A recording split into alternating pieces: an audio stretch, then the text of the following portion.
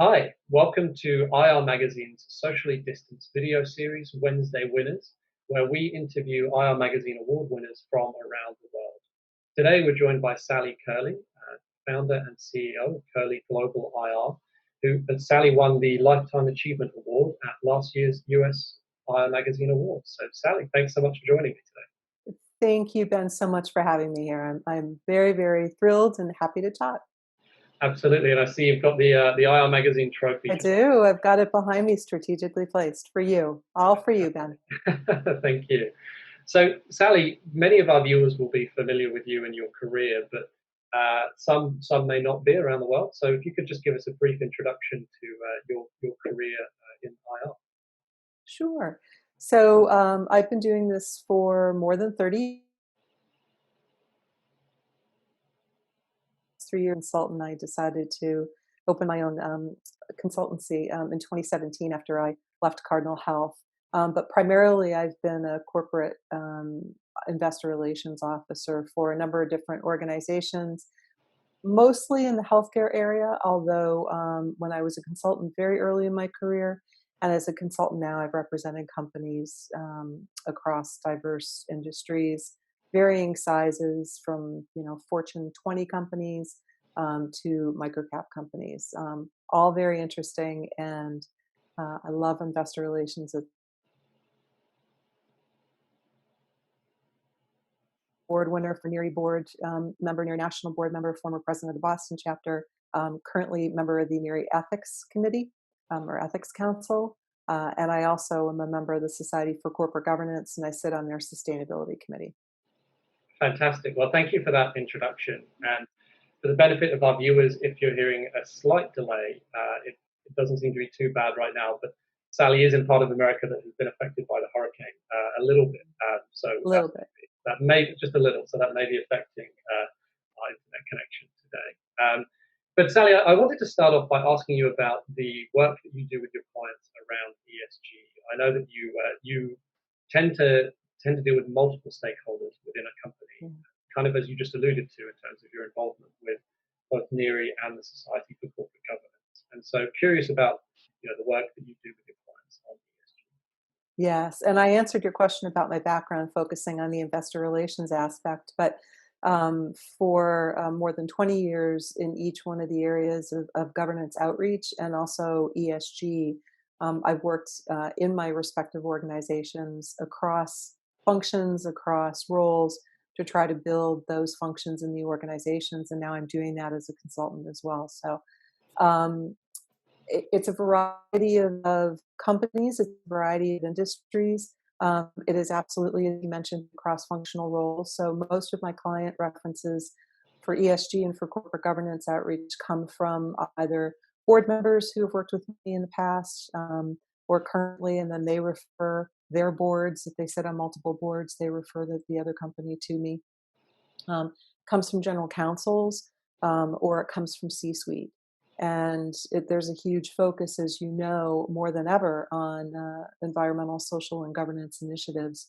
And I have a very, very strong belief that if a company needs to if a company needs to create a program from scratch, then they need to make sure that they do it through the lens of disclosure and carefully measuring risks, but they always tie it back to their corporate strategy, their vision, mission, and values. Mhm. Um, they have to live it, and it can't just be for scoring purposes, et cetera. Those are the programs that fail.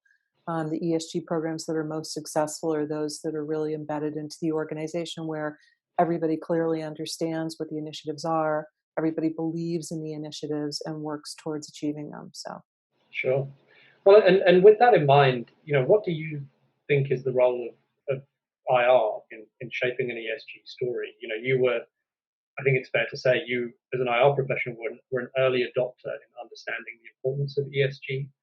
But there are many companies for which there are many companies increasingly where ESG does sit in the IR team, but there are many companies where it doesn't as well. mhm. It can sit in any number of places. So far as you're concerned, what is the role of IR in sort of shaping and owning a company's ESG story? Yeah. I think if you're in an organization that doesn't have an ESG program currently, then that's a perfect opportunity for IR to step up and step in. but it has to be in partnership with, in my experience, the best ESG programs and the most successful are in partnership with your general counsel or somebody on the legal team that's a senior enough level that can help to drive the initiative forward. That also generally means that there has to be support at the top. If you don't have support at the senior most levels of the organization, and I mean it starts with the C-suite and the CFO, the CEO and CFO, um, then you won't period of time company to get traction with an ESG program. But absolutely are opportunities for investor relations officers to step into that role. You don't have to worry about boiling the ocean, and you also don't have to worry about or fear doing it if you don't have any ESG background. There are a lot of great consultants out there. This is not just a plug for me, but there are a lot of really, really wonderful consultants out there. My only caution would be, and we actually included this, my writing partner and I recently published a guide for this for corporate governance, and it's for its membership only. But for NERI members that are also society members, or if you have a general counsel that's a society member, you can get access to that guide. In there, we specifically give a list of questions that you should use when you're choosing a consultant.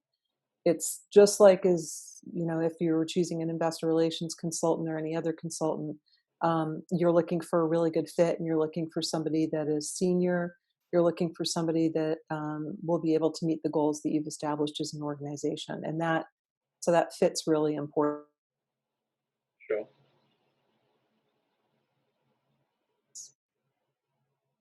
Sure, absolutely. And so, one final question.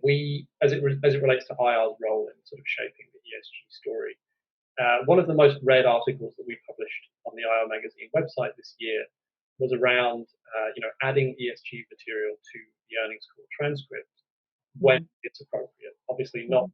not not sort of forcing it in and diluting quality of the material. Um, What's your view on that? How do you think, or do you expect to see more discussion of ESG metrics on earnings calls in the not too distant future? Yeah.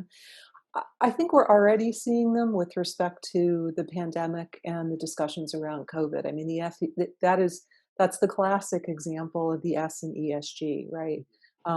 Between the anti-racist movement that's happening. Well, I should say movement. It's been happening, but the focus and attention that's occurring on that right now, deservedly so.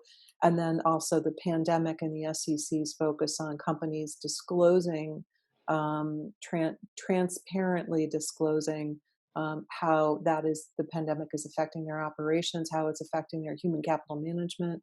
Um, that has all now become a front and center discussion on earnings calls. Mhm. And so I think, whereas if you had asked the question 6 months ago, my answer might have been a little bit different. Yeah.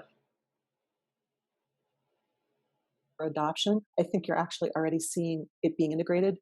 Now, will we ever get to a point where companies are talking about the environmental impacts on calls? Yes, but as it relates to the company and as it relates to that impact being a material aspect for the company. And there was an interesting discussion recently among society members and some of the NERI members as well, the difference between material under the SEC's definition and materiality as it relates to an investor and when an investor views reality, something that is material but not necessarily rises to the level of the SEC definition. So I think those are the kinds of things that you'll start to see companies identify and potentially disclose in their earnings call. And like I said, the pandemic and certainly speaking out against racism as has been seen in the Q1 call and the Q2 call. Sure. Yeah, I think it's a really interesting question around sort of materiality versus material. And also, when we talk to our corporate secretary audience, we also hear that oftentimes they'll engage with in shareholder engagement, off-season engagement, and so on, and their investors will identify ESG risks or opportunities that they don't necessarily deem to be material, but Mhm. they still would like to see information about. And again, that's like an interesting nuance that probably applies more to the corporate secretary audience than it does to the IR audience in the strictest definition of those two roles.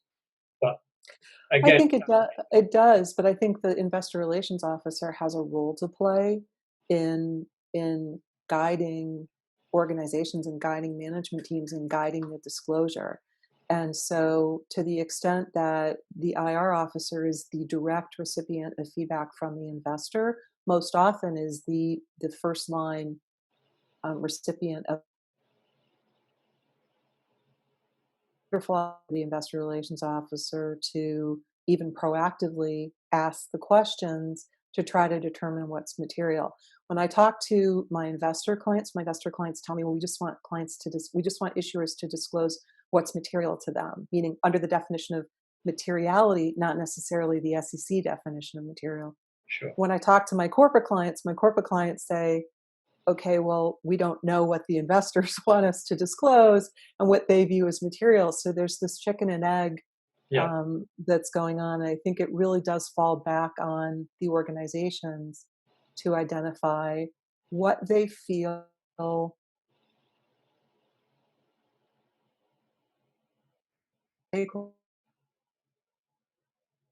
Yeah.